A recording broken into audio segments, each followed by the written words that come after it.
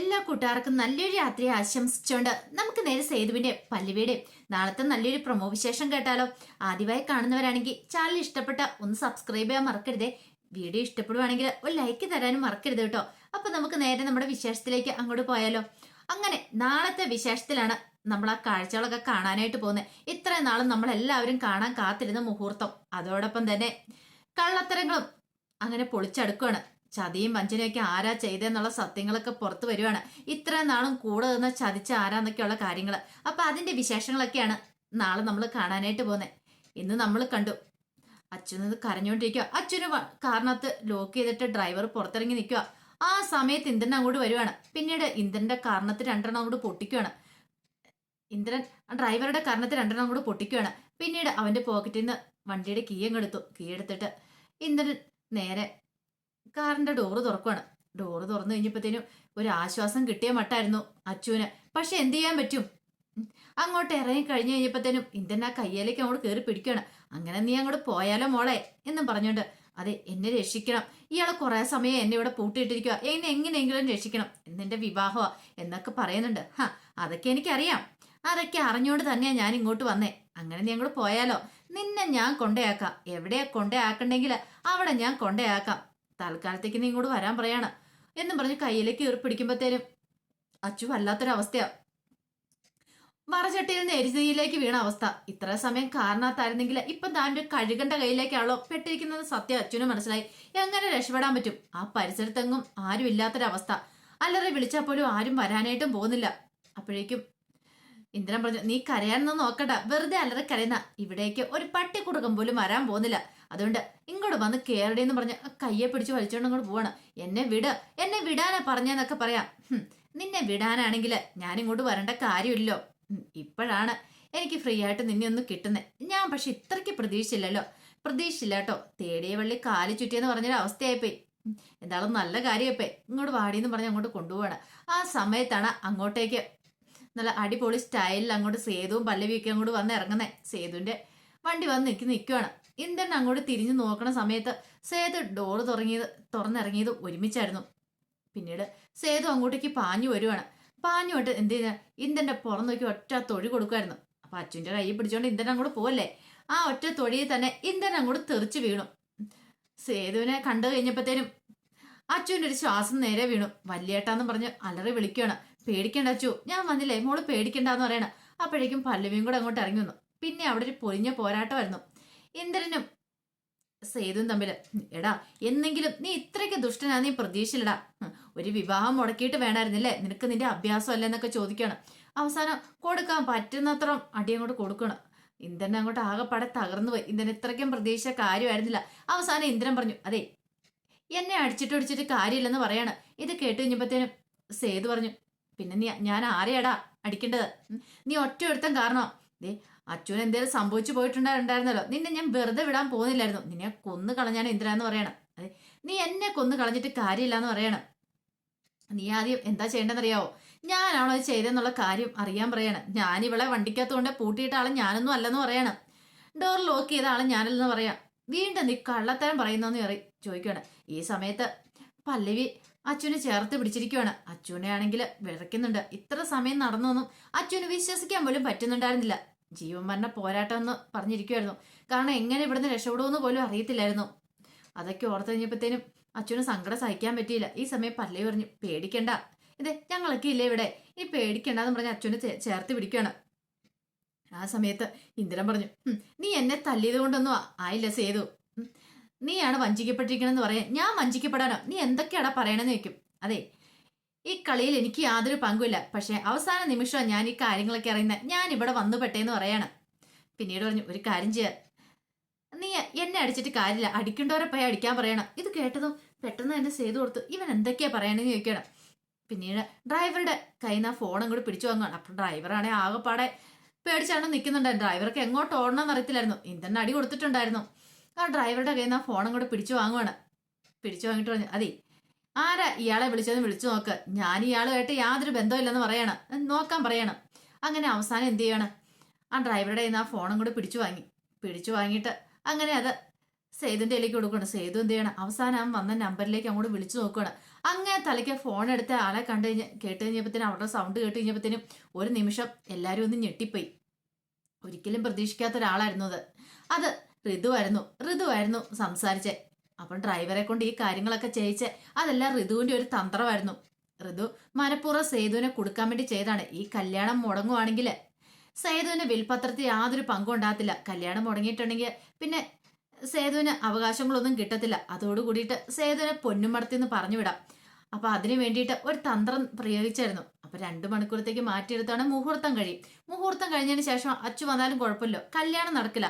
ഇന്നത്തെ ദിവസം കല്യാണം നടക്കില്ല. അങ്ങനെ വിവാഹം മുടങ്ങി കഴിഞ്ഞാൽ പിന്നെ കുഴപ്പമില്ല, പിന്നൊരു ദിവസം വേണേ അച്ചുവിന്റെ കല്യാണം നടത്താലോ എന്നൊരു ചിന്ത, അതിബുദ്ധിയാണ് ഋതു കാണിച്ചത്. അതിനു വേണ്ടിയിട്ടാണ് ഋതു അച്ചുവിന്റെ ഫോണിനകത്തുനിന്ന് ആ സിമ്മ് വരെ എടുത്ത് മാറ്റി. പക്ഷെ ഇതൊന്നും അച്ചുവിനെ അറിയത്തുണ്ടായിരുന്നില്ല. റേഞ്ച് കിട്ടാത്ത പരുവത്തിലേക്ക് ആക്കി വെച്ച എല്ലാം അച്ചുവിന്റെ ഓരോ കളികളായിരുന്നു. അച്ചുവിന്റെ അല്ല, ഋതുവിന്റെ ഓരോ കളികളായിരുന്നു. പക്ഷെ പാവം അച്ചു ഇത് കേട്ട് കഴിഞ്ഞപ്പോൾ ഒരു നിമിഷം ഞെട്ടിപ്പോ. അച്ചു മാത്രമല്ല, സേതുവും പല്ലവിയൊക്കെ. കാരണം സ്വന്തം ചേച്ചിയാണ് അച്ചു.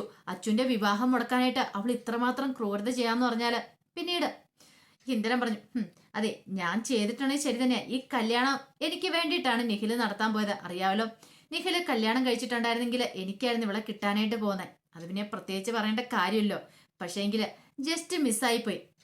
നഷ്ടപ്പെടുമൊന്നുമില്ല, ഉറപ്പായിട്ടും എന്റെ കൈകളിലേക്ക് തന്നെ ഇവള് വന്ന് എത്തുമെന്ന് പറയണം. ഇത് കേട്ട് കഴിഞ്ഞപ്പോഴത്തേനും ആകെപ്പാടെ പെരുത്തിരിക്കുമായിരുന്നു സേതു. പിന്നെ അവനെ അവിടെ ഇട്ടങ്ങോട്ട് കുടഞ്ഞു പെറുക്കുവാണ്. നല്ല രീതിയിൽ കൊടുത്തു അവനിട്ട്. പിന്നീട് ഇതേ മേലാല് ഈ പരിസരത്ത് പറഞ്ഞ് നിന്നെ കണ്ടേക്കല്ല.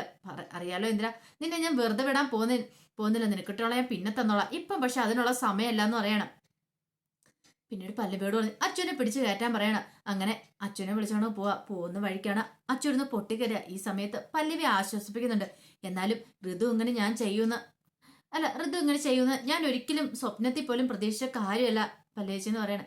സാരമില്ല, പോട്ടെ മോളെ എന്ന് പറയണം. സേതു പറഞ്ഞു, എന്നാലും അവൾ ഇത്രയ്ക്ക് ദുഷ്ടയായി പോലോ. സ്വന്തം കൂടപ്പുറപ്പിനോട് തന്നെ അവൾക്ക് ഈ ചതി എങ്ങനെ ചെയ്യാൻ തോന്നി?